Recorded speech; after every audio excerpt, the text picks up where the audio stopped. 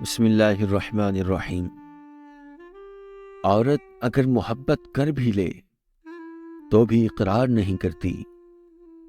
مرد کو محبت نہ بھی ہو لیکن اقرار ضرور کر لے گا۔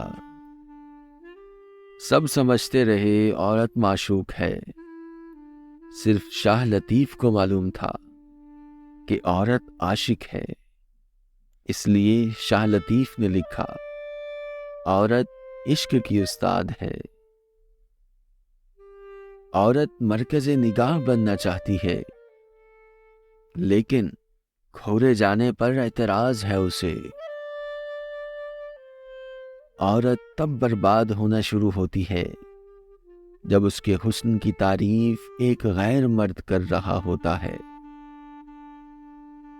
عورت کے پاس یہ صلاحیت ہے کہ حالات کے تقاضے کے مطابق وہ والدین کا بیٹا بھی بن سکتی ہے اور اپنی اولاد کا باپ بھی۔ دنیا میں عورت کو سب سے زیادہ عزت قرآن پاک نے دی ہے۔ عورت کے اندر ہر مرد کے ساتھ رہنے کی چاہت نہیں ہوتی، اور جس کے ساتھ رہنے کی چاہت ہو پھر عورت کسی اور کا سایہ بھی خود پہ برداشت نہیں کرتی۔ جب تک عورت نہ چاہے مرد اپنی حد کبھی پار نہیں کر سکتا۔ عورت مرد کی امیری یا غریبی سے بالکل متاثر نہیں ہوتی، وہ تو بس اس بات سے متاثر ہو جاتی ہے کہ کوئی مرد اسے کتنی عزت دیتا ہے۔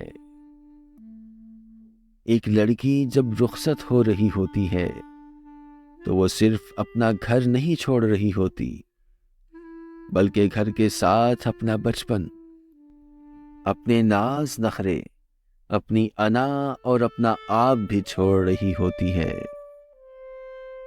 یہ ایک ایسا جادوئی عمل ہے جس سے نہ صرف آپ کی خوبصورتی میں اضافہ ہوگا بلکہ آپ پہلے سے بھی زیادہ جوان نظر آئیں گے۔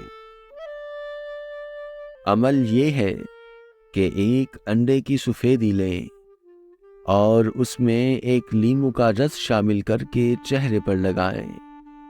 چند دنوں میں آپ خوبصورت اور پہلے سے زیادہ جوان نظر آئیں گے۔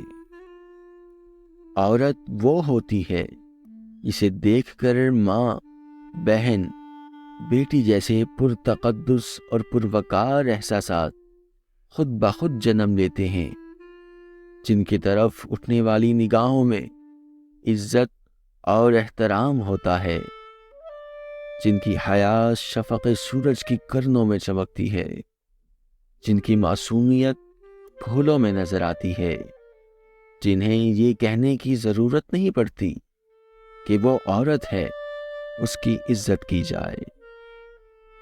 1000 مرد ایک پاکیزہ عورت کو بہکا نہیں سکتے، مگر ایک خراب عورت 1000 نیک مردوں کو بہکا سکتی ہے۔ نیک اور پردے دار ماؤں کے انتخاب سے ہی نیک، صالح اور فرما بردار اولاد جنم لیتی ہے۔